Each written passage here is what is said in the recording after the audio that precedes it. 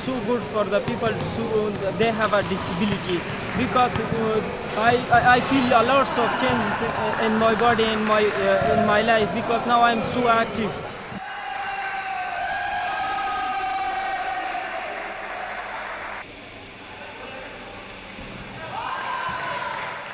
I think if we win this tournament, it will be a big job.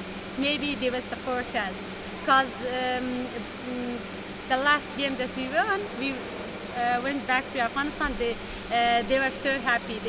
They said, "Excellent, you're good ladies, you're strong, you can be like boys." I told no, I never want to be like a boy. I want to be like myself. I want to be a strong woman.